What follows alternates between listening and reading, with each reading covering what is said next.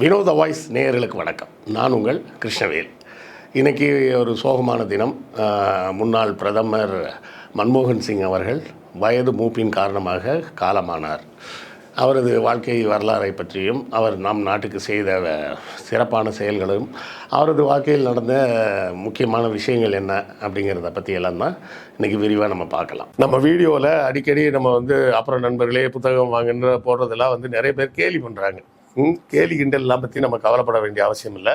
எத்தனையோ காமெடி பண்ணுறவங்க சேனல்லலாம் என்ன பண்ணுறாங்க, என்ன சப்போர்ட் பண்ணணும்னு நினச்சிங்கன்னா நீங்கள் பணம் அனுப்புங்கன்னு கேட்குறாங்க. நம்ம என்ன பணம் அனுப்புங்கன்னு கேட்குறோமா? சேனல் நடத்த பணம் தேவைப்படும். அப்படி தேவைப்படக்கூடிய பணத்தை நீங்கள் புத்தகம் வாங்கினால் உங்களுக்கு புத்தகங்கள் வாங்கிய அந்த புத்தகங்களாகிய அறிவாயுதம் உங்கள் கைக்கு கிடைக்கும். அதன் மூலமாக எங்களுக்கு கிடைக்கக்கூடிய பணத்தை வைத்து நாங்கள் இந்த சேனலை நடத்த முடியும் அப்படின்னு தான் நம்ம சொல்கிறோம். ஸோ புத்தகம் வாங்குங்க அப்படின்னு நான் கேட்பதில் நான் கூச்சப்படவில்லை. அதை பார்ப்பதற்கு நீங்களும் சலிப்படைய வேண்டிய அவசியம் இல்லை.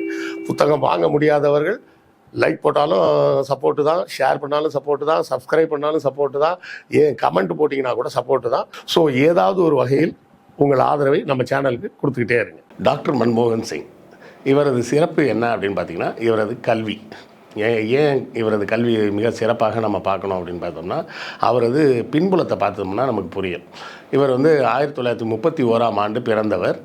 எங்கே பிறந்தார் அப்படின்னா, இன்றைய பாகிஸ்தான் என்று சொல்லக்கூடிய அன்றைய ஒருங்கிணைந்த பிரிட்டிஷ் இந்தியாவில் காவ் அப்படின்ற ஒரு ஊரில் பிறந்தவர். காவ் அப்படின்னாலே அந்த ஊர் மொழியில் கிராமம்னு தான் அர்த்தம். சரியா? கிராமம்னே பேர் வைக்கிற அளவுக்கு ஒரு சின்ன ஊரில் தான் பிறந்தவர் அவர். அங்கேருந்து இந்தியா பார்ட்டிஷன் ஆகும்போது அவங்க குடும்பமே இந்தியாவுக்கு வந்துடுது. அப்படி தான் அவர் இந்தியாவுக்கு சேருகிறார். அந்த நேரத்தில் நிறைய பேர் இது மாதிரி அங்கேருந்து இங்கே வந்தவங்க இருக்கிறாங்க. உதாரணத்துக்கு வாஜ்பாய் அங்கேருந்து வந்தவர் தான் சொல்லுவாங்க. எல்கே அத்வானி பாகிஸ்தான்லேருந்து வந்தவர் தான் சொல்லுவாங்க. பாகிஸ்தானை உருவாக்கிய ஜின்னா பாம்பேயில் பிறந்தவர். பாம்பேயில் பிறந்து வளர்ந்தவர். அவர் அங்கே போய் பாகிஸ்தானுக்கு போயிட்டாருன்னு வைங்களேன். இப்படி அந்த 47 பார்ட்டிஷனின் போது நிறைய பேர் புலம்பெயர்ந்தார்கள். இவங்க குடும்பம் 48 தான் இங்கே சேர்றாங்க. அதாவது 48ன்னு சொல்லும்போது கிட்டத்தட்ட ஒரு 17-18 வயது சிறுவனாகத்தான் அவர் இங்கே சேர்றார். அப்போது யோசிச்சு பாருங்களேன், ஒரு புலம்பெயர்ந்து வந்த குடும்பம் முதல்ல செட்டில் ஆகிறதே கஷ்டம். ஒரு இடம் பார்த்து, ஒரு வீடு பார்த்து செட்டில் ஆகி, இங்கே அவங்களுக்கு எதுவுமே கிடையாது, நிலங்கள்லாம் எதுவுமே கிடையாது. வேறு ஒரு பகுதியிலேருந்து அப்படியே கையில் கிடச்சதை எல்லாத்தையும் அள்ளிக்கிட்டு நேராக இங்கே சேர்ந்துருப்பாங்க. இதுக்கு மேலே ஒரு சோகம் என்னென்னா, அவர் ரொம்ப சிறு வயதாக இருக்கும்போதே, ஒரு 2-3 வயது இருக்கும்போதே அவங்க அம்மா இறந்துட்டாங்க அப்படிம்பாங்க. அப்போ இப்படி பின்புலமும் இல்லாமல் வேறு எதுவும் இல்லாத ஒரு சூழலில் அவர் படித்ததே பெரிய விஷயம். சரிதானா? அப்போது அவர் எவ்வளோ கஷ்டப்பட்டு படிச்சிருப்பார் அப்படிங்கிறத நம்ம பார்க்கணும். அதோடு சேர்த்து அந்த படிப்புகளுக்கு தாண்டி பிற்காலத்தில் கேம்பிரிட்ஜ் யூனிவர்சிட்டியில் போய் படிக்கிற அளவுக்கு வந்துடுறாரு.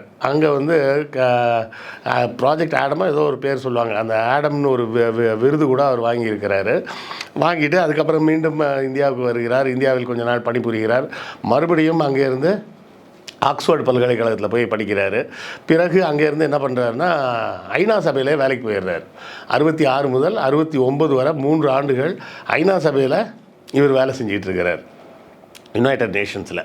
அப்புறம் கொஞ்ச நாள் பொறுத்து தான் இந்தியாவுக்கு வர்றாரு. இந்தியாவுக்கு வரும்போது அவர் நேரடியாக இந்திய அரசின் ஃபினான்ஷியல் கன்சல்டண்ட்டாக தான் பதவியில் சேர்றாரு. அப்போ அவர் இந்தியாவின் பொருளாதாரத்தை வடிவமைக்கக்கூடிய முக்கிய பணிகள்லாம் அவருக்கு கொடுக்கப்படுகிறது. 80களோட கடைசியில் அவர் பார்த்தோம்னா ரிசர்வ் பேங்க் ஆஃப் இந்தியாவோட கவர்னராகவே வேலை பார்க்குறாரு. நம்ம ஆர்பிஐ கவர்னராகவே அவர் கொஞ்சம் காலம் இருந்திருக்கிறாரு 80களின் கடைசியில். அப்போது அந்த 80களின் பாதியில் தான் இந்திரா காந்தி இறந்த பிறகு ராஜீவ்காந்தி வருகிறார். ராஜீவ்காந்தி வந்த பிறகு தான் இந்தியாவில் கம்ப்யூட்டர் தொழில்நுட்பத்தை கொண்டு வரணும் அப்படின்னு பிளான் பண்ணுறாங்க. ஏன்னா கம்ப்யூட்டர் என்பது 1960களின் கடைசியிலேயே அமெரிக்காலலாம் வர ஆரம்பிச்சிருச்சு.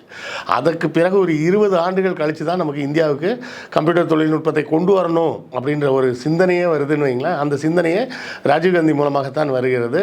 அப்போ சாம் பிட்ரோடான்னு சொல்லிட்டு ஒருத்தர் இருக்கிறாரு. அவர் தான் கன்சல்டண்ட்டாக இருந்து இந்த கம்ப்யூட்டர் மயமாக்குதல் எல்லாத்தையும் அப்படின்னு, வங்கிகள் எல்லாவற்றையும் கம்ப்யூட்டர் மயமாக்குதல் அப்படின்னு சொல்லி ஒரு ப்ராஜெக்டை முன்னெடுக்கிறாங்க. அதற்குள் ராஜீவ்காந்தி இறந்து விடுகிறார். அது ஒரு சோகம். ராஜீவ்காந்தி இறக்காமல் இருந்திருந்தால் இன்னும் கொஞ்சம் மாடர்னான விஷயங்கள்லாம் கொஞ்சம் வேகமாக நடந்திருக்க கூட வாய்ப்பு இருக்கிறது. அதன் பிறகு 91 காங்கிரஸ் ஆட்சி அமைக்கும்போது யார் வருவாங்கன்னு எல்லாரும் குழப்பத்தில் இருக்கும்போது அங்கே ஆட்சிக்கு வந்தவர் யார்? நம்ம பிவி நரசிம்மராவ் ஆட்சி காலத்தில் தான் முதல்ல என்ன பண்ணுறாங்க, இவரை வந்து நிதியமைச்சராக நியமிக்கிறாங்க. நிதியமைச்சராக நியமித்த உடனே இவர் செஞ்ச ஒரு வேலை என்னென்னா, ஒரு பெரிய ஃபினான்ஷியல் பட்ஜெட் ஒன்று ரெடி பண்ணி நரசிம்மராவ்கிட்ட காட்டுறாரு. நரசிம்மராவ் அதை பார்த்துட்டு என்ன பண்ணுறாருன்னா, என்னையா இது இப்படி ஒன்று பண்ணி வச்சுருக்கிறீங்க அப்படின்னு சொல்லி திட்ட ஆரம்பிச்சிட்டாரு. ஏன் அப்படின்னா, அப்போது தான் பொருளாதார தாராளமயமாக்கல் அப்படின்ற ஒரு கான்செப்டை நம்ம மன்மோகன் சிங் தான் கொண்டு வர்றார். சரியா? ஆனால் அந்த கிரெடிட் வந்து நரசிம்மராவுக்கு தான் சேரும்னு அவரே சொல்லுவார். யார்? டாக்டர் சிங்கே வந்து சொல்லும்போது என்ன சொல்லுவார்னா, இந்த பொருளாதார தாராளமயமாக்கல் அப்படின்ற ஒரு கோட்பாடுக்கு தந்தை அப்படின்னு வேணால் நம்ம பிவி நரசிம்மராவ் தான் சொல்லணும் அப்படின்னு அவரே தன்னுடைய புத்தகத்தில் எழுதியிருக்காரு. அப்படியே அவர் எழுதியிருந்தாலும் உண்மையில் அதை முன்னெடுத்தது இவர் தான். அவர் தன்னுடைய பெருந்தன்மையின் காரணமாக அந்த பலனை வந்து நம்ம இவருக்கு தான், நரசிம்மராவுக்கு தான் கொடுக்கணும் அப்படின்னு சொல்லுவார். அப்படி அவர் சொன்னால் கூட உண்மையில் வந்து அதோட அடித்தூணாக நின்னது இவர் தான். இதில் என்ன ஒரு விசேஷம் அப்படின்னு பார்த்தீங்கன்னா, 90கள் அப்படிங்கிறது வந்து கிட்டத்தட்ட ஒரு இந்தியா சுதந்திரம் அடைந்து ஒரு 40 ஆண்டுகளுக்கு உட்பட்ட ஒரு காலகட்டம். இந்த காலகட்டத்தில் என்னெல்லாம் மாறுதுன்னு பாருங்கள். அதாவது நேருவோட சித்தாந்தம் எப்படின்னா, எல்லாமே சோஷியலிசம், எல்லாமே அரசாங்கமே செய்யணும் அப்படின்னு சொல்லி அவர் உருவாக்குறாரு. எல்லா கட்டமைப்பும் அரசாங்கத்தோட கட்டமைப்பாக உருவாக்கணும் அப்படின்றார். அப்போ தான் வந்து என்ன பின்னர் பார்த்திங்கன்னா 70களில் வங்கிகள் பூரா தனியார் மையத்திலேருந்து எல்லாத்தையும் நேஷ்னலைஸ் பண்ணுறாங்க இந்திரா காந்தி. 70களில் இந்திரா காந்தி செஞ்ச மிகப்பெரிய 2 வேலைகள் என்னன்னு கேட்டிங்கன்னா, ஒன்று வந்து மன்னர் மானியம் அப்படின்னு சொல்லிட்டு கிழக்கிந்திய கம்பெனி காலத்துலேருந்தே கொடுத்துட்டு இருந்தாங்க. பார்த்தீங்களா, இந்த ஜமீன்தார்களுக்கு பூரா காசு கொடுத்துட்டு இருந்தாங்க, மாதம் மாதம் ஒரு பென்ஷன் பணம் அப்படின்னு சொல்லிட்டு. அது ஏதோ கொஞ்சம் அமௌண்ட்லாம் கிடையாது, அது பல லட்ச கோடி கணக்கான பணங்கள் கொடுக்கப்பட்டது. எப்போது 1750களில் தொடங்கி இன்னும் சரியாக சொல்லப்போனால் 1806லேருந்து இந்தியா முழுவதும் எல்லா இடத்துக்கும் இப்போ எல்லாருக்கும் பென்ஷன் வழங்கப்பட்டது. அது கிட்டத்தட்ட 1970 வரை கொடுக்கப்பட்டுக்கிட்டே இருக்குது. கிட்டத்தட்ட 170 ஆண்டுகள் இப்படி தண்டமாக இவங்களுக்கு மக்கள் வரி பணத்தை தூக்கி பென்ஷன் கொடுத்துட்டு இருந்தாங்க. அதை இந்திரா காந்தி தான் ஒழிச்சு கட்டினாங்க, வங்கிகளை தேசியமயமாக்குனாங்க, இப்படி பல வேலைகளை செஞ்சாங்க. இப்போ மன்மோகன் சிங் வந்த பிறகு பார்த்திங்கன்னா அதே வேலையை ரிவர்ஸில் செய்ய ஆரம்பித்தார். எப்படி? மீண்டும் எல்லா பகுதியிலையும் தனியார் மயமாக்குதல், வெளிநாட்டு கம்பெனிகள்லாம் உள்ளே வரலாம், வங்கிகளில் தனியார் வங்கிகள்லாம் கொண்டு வரலாம் அப்படின்னு சொல்லி அவர் தான் அந்த திட்டங்களை முன்வைக்கிறார். அப்படி வைக்கும்போது தான் இந்தியாவோட பொருளாதாரம் சற்று வேகம் எடுக்கிறது. நான்லாம் வந்து 90ல் காலேஜ் முடிச்சிட்டேங்க.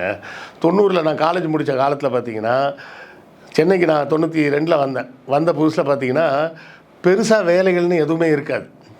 என்ன வேலை இருக்குன்னா, டைப் ரைட்டிங் தெரிஞ்சால் நீங்கள் டைப்பிஸ்ட் வேலைக்கு போகலாம், டைப்பிஸ்ட் கம் ஸ்டெனோ அப்படின்னு அந்த வேலைக்கு வேணால் போகலாம். அது இல்லை அப்படின்னு சொன்னால் பிகாம் படிச்சிருந்தீங்கன்னா கிளார்க் வேலை, அந்த அக்கௌண்டன்ட் வேலைக்கு போகலாம். இது ரெண்டுமே படிக்கலை அப்படின்னு சொன்னால் சேல்ஸ் ரெப் வேலைக்கு போகலாம். இப்படி தான் நான்லாம் சேல்ஸ் ரெப்பாக வேலைக்கு வந்ததுன்னு வச்சிங்களேன். ஸோ வேறு வேலைகளே கிடையாது அப்போல்லாம். அப்படி இருந்த ஒரு காலகட்டத்தில் இவர் கொண்டு வந்த அந்த மாற்றங்கள் மிகப்பெரிய விஷயத்தை இந்தியாவில் உருவாக்குச்சு. அந்த மாற்றங்கள் வந்த நேரம் பார்த்தோம்னா தமிழ்நாட்டுக்கு கெட்ட நேரம். அப்போ தான் வந்து தமிழ்நாட்டில் ஜெயலலிதா அம்மையார் வந்து முதலமைச்சராக இருந்து கொண்டு வளர்ப்பு மகன் திருமணம் அது இதுன்னு கூத்தடிச்சிக்கிட்டு இருந்த நேரம். இந்த பொருளாதார தாராளமயமாக்கலில் நம்ம கொஞ்சம் பின்னடைவு அடைஞ்சதுக்கு காரணம், பெங்களூர் கொஞ்சம் முந்திக்கிட்டதுக்கு காரணமே அந்த பீரியடில் வந்து ஜெயலலிதா அம்மையார் இங்கே இருந்துக்கிட்டு இந்த வேலைகள்லாம் எதையுமே செய்யாமல் விட்டாங்க. அப்புறம் 96ல் கலைஞர் மறுபடியும் ஆட்சிக்கு வரும்போது தான் இந்த பொருளாதார தாராளமயமாக்கல் அப்படிங்கிறத சரியாக புரிஞ்சுக்கிட்டு முதல் வேலையாக இந்தியாவிலேயே முதல் மாநிலம் ஒரு ஐடி பாலிசி அப்படின்னு சொல்லி ஒன்று உருவாக்குனது கலைஞர் அவர்கள் தான். 96ல் தான் இந்த ஐடி காரிடர்லாம் உருவாக்கப்படுகிறது. அதன் பிறகு தான் பார்த்திங்கன்னா 97 98 காலகட்டங்களில் தான் பார்த்திங்கன்னா முதல்ல இந்த வெளிநாட்டு நிறுவனங்கள் இங்கே வந்து வேலைவாய்ப்பை வழங்குவது. முதல்ல மெடிக்கல் பில்லிங்னு ஒன்று வருது. மெடிக்கல் பில்லிங்னா என்ன அர்த்தம்னா, அங்கே இன்சூரன்ஸ் எடுத்திருப்பாங்கல்ல, அவங்களுக்கு என்ன ட்ரீட்மெண்ட் கொடுத்தாங்க வச்சாங்க போனாங்கன்னு சொல்லி அந்த இன்சூரன்ஸ் கம்பெனிக்கு டாக்டர் வந்து ரிப்போர்ட் கொடுக்கணும். அந்த ரிப்போர்ட்டை உட்காந்து அவர் எழுதுறதுக்கு சோம்பல் பட்டுக்கிட்டு என்ன பண்ணுவார்னா பேசி அனுப்பிச்சிடுவாங்க. அதை வாயால் டிக்டேஷன் மாதிரி கொடுத்து அந்த ரெக்கார்ட் பண்ண வாய்ஸ் அனுப்பிச்சி விட்ருவாங்க. அதை கேட்டு இவங்க அப்ளிகேஷன் ஃபார்ம்லாம் ஆன்லைனில் ஃபில்அப் பண்ணணும். இப்படி ஆரம்பித்தது தான் முதல்ல மெடிக்கல் பில்லிங்க்கு தொடர்ந்து பிபிஓக்கள் நிறைய வர ஆரம்பிச்சிது. அப்புறம் சாஃப்ட்வேர் நிறுவனங்களே வந்துருச்சு. அப்படியே வந்து இன்றைக்கி நம்ம பார்க்கக்கூடிய வளமான சாஃப்ட்வேர் இண்டஸ்ட்ரியாக தமிழ்நாடு முன்னேறி இருக்குது. அப்போ இந்த 96லேருந்து கலைஞர் கொண்டு வந்ததுக்கு பிறகு தான் முழிச்சிக்கிட்டு 2000க்கு அப்புறம் தான் ஹைதராபாத்தில் முழிச்சிக்கிட்டு ஐயோ நம்ம விட்டோமே அப்படின்னு வந்துடுறாங்க. அதோடவே இந்த துறையில் தேவையான அளவுக்கு நிறுவனங்கள் வந்து இந்த 3 நகரங்கள்லேயே வந்துருச்சு. பெங்களூர், சென்னை மற்றும் ஹைதராபாத் அப்படின்னு சொல்லி சாஃப்ட்வேர் இண்டஸ்ட்ரியில் மிகப்பெரிய பாய்ச்சலில் இந்த நகரங்கள்லாம் போக ஆரம்பித்ததுக்கப்புறம் மற்ற நகரங்களில் இந்த சாஃப்ட்வேருக்கு போக வேண்டிய அவசியம் இல்லாமல் போயிடுச்சு. ஒரு சில நிறுவனங்கள் இதுலேயும் இருக்குது, மும்பையிலையும் இருக்குது, இல்லைன்னா நம்ம மறுக்க முடியாது. ஆனால் இது எல்லாத்துக்கும் வித்திட்டவர் மன்மோகன் சிங்.